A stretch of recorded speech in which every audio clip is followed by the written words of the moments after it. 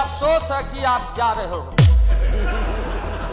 कहीं मेरे चाचा बैठे हैं, गफूर चाचा, कहीं मेरा भाई बैठे हैं नीतीश कुमार, लेकिन धर्म अधर्म की बारी आई है।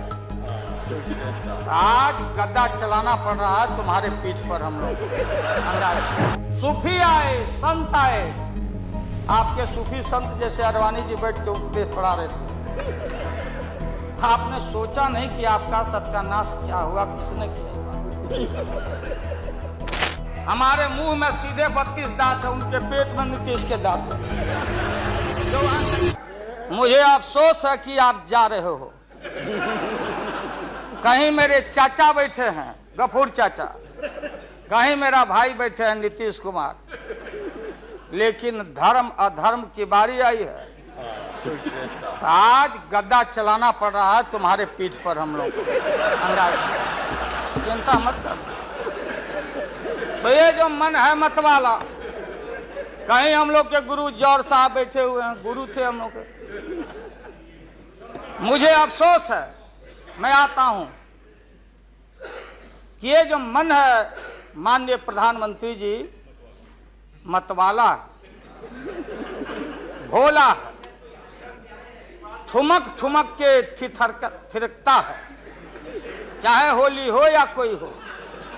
जैसे आप थिरक रहे थे और हम कपड़ा फाड़ के पटना में होली गा रहे। ऐसे ही लोगों के लिए ये धरती ज्यों का पृथ्वी खामोश है, वही ज्यों का त्यों है। सूफी आए, संत आए, आपके सूफी संत जैसे अडवाणी जी बैठ के उपदेश पढ़ा रहे थे। आपने सोचा नहीं कि आपका सत्यानाश क्या हुआ, किसने किया ये बात। उन दिनों में सूफी आए, संत आए, और भटकते इंसान को, मतवाला इंसान को, जो बहन को बहन नहीं समझता, माँ को दूसरे की माँ को माँ नहीं समझता, दूसरे के बाप को बाप नहीं करता, प्रणाम नहीं करता, तो सूफी और मौलाओं ने कहा कि दौलत दुनिया माल खजाना दुनिया में रह जाएगा, और मुट्ठी बांध के आया बंदा हाथ पसारे।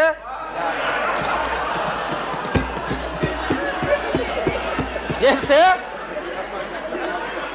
जैसे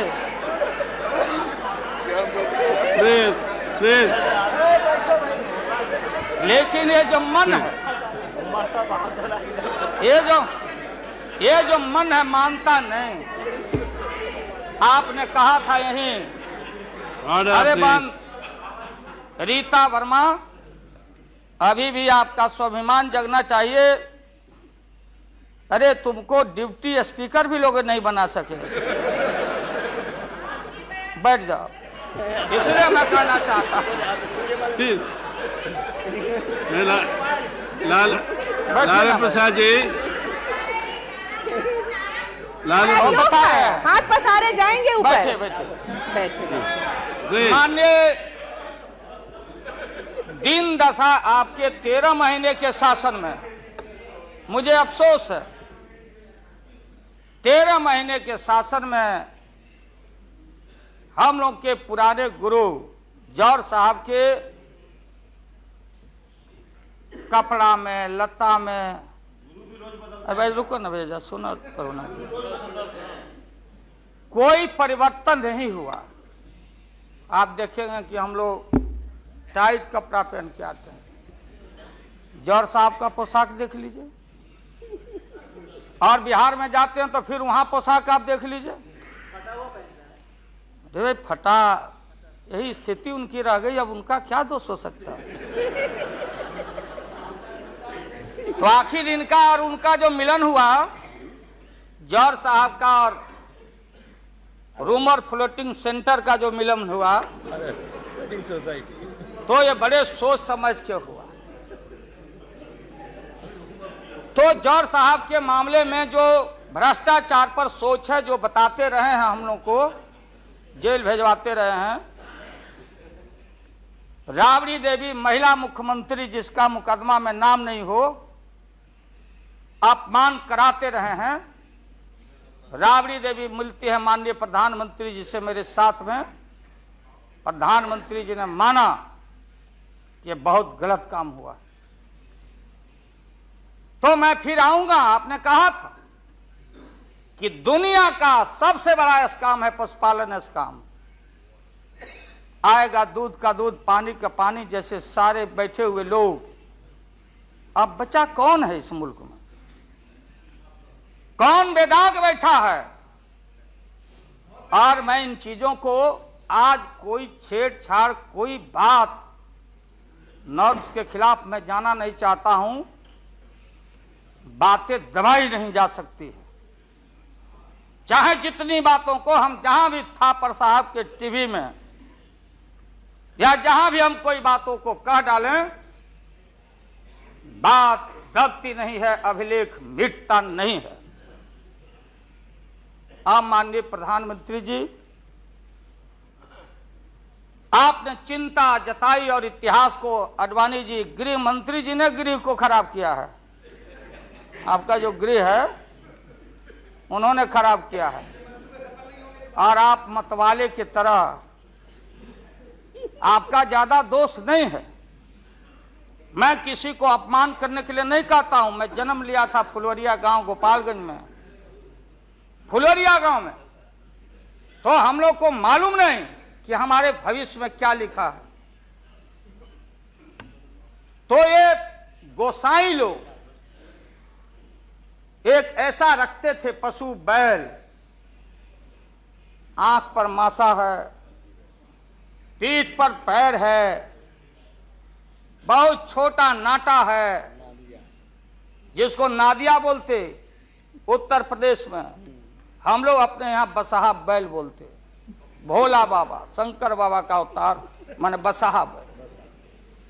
और वो जो गोसाई है, कपड़ा उपड़ा उड़ा के और हजारों चिट्टी कौड़ी उसमें साट के रखता, गेरुआ बस्तर पहन लेता, और हमारे साधु लोग जो ये बैठे हैं देखिए, इसी रूप में रहता। वो बेचारा गरीब है, वो लेके गांव गांव घूमता, मेरे गांव चला आया मेरे पास। मेरी मां बैठा दी ओरी के नीचे खपड़ा घर के, देखो बाबा देखवा दो मेरे बेटे के भाग में क्या लिखा हुआ। ये हम ही अकेले नहीं, लाखों लोग जो गांव से आते उनको इन बातों की जानकारी है। अब वो गोसाई बाबा दोनों हाथ को मुट्ठी बांध के आगे करते कि इसमें नौकरी मिलेगा कि नहीं, या इसमें नहीं मिलेगा। तो दोनों मुट्ठी जब आगे करता तो गोसाई बाबा बोलता, बोलो भोला, देखो देखो इसके हाथ में क्या लिखा है। तब बैल का स्वभाव है बसहा का कि जब मुट्ठी बढ़ाइएगा तो समझेगा कि कुछ खाने को दे रहा है, तो कभी बाएं में कभी दाएं में सूंघता। आज जब वो भोला बाबा समझ जाता, चेतनशील है कि हमको ठग रहा है गोसाई, तब बोलते रहता, पीठ ठोकते रहता, नहीं आता है सूंघने के लिए हाथ मुट्ठी। तब गोसाई पीछे से खोदता, तब वो झांझे घंटी करके, महोदय मैं अपमान का नहीं, आप कभी कभी बढ़ते थे कोई काम करने के लिए, लेकिन फिर रिवर्स गियर में चले आते। जो नादिया का हाल रहा वही 13 साल में आपको नागपुर ने और एलआईओ ने हाल करके आपका रखा। यह है रखा 13 महीना। आपको एक मौका था, आप कांग्रेस की बात करते, सीपीआई सीपीएम की बात करते। जॉर्ज साहब वहां बैठे हैं, सन 77 में छपरा से मैं मेंबर पार्लियामेंट बन के आया था लोकसभा का। हम सब लोग एक साथ थे, सभी लोग आंदोलन में थे, आप लोग भी जेल, हम लोग भी जेल, कांग्रेस के खिलाफ हम लोग लड़े थे। उस समय जसवंत बाबू जेल में नहीं थे, जो फाइनेंस मिनिस्टर हैं। थे क्या आप जेल में?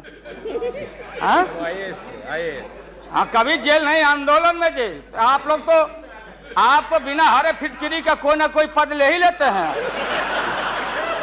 चाहे इधर हो या उधर हो, दोनों पार्टी। अब उसमें आप अकेले नहीं, आप अकेले नहीं हैं, दिल्ली में ऐसे बुद्धिजीवी लोग हैं, बुद्धिजीवी, बुद्धि नहीं है लेकिन बुद्धि से जी रहे थे। तो खैर छोड़िए इन बातों को, ज्यादा आपको टॉर्चर करने की जरूरत नहीं। तो महोदय मैं बताना चाहता था, ये जौहर साहब हैं, अब बैठिए। सन 77 में महोदय हम लोग को दिल्ली समझ में आया नहीं।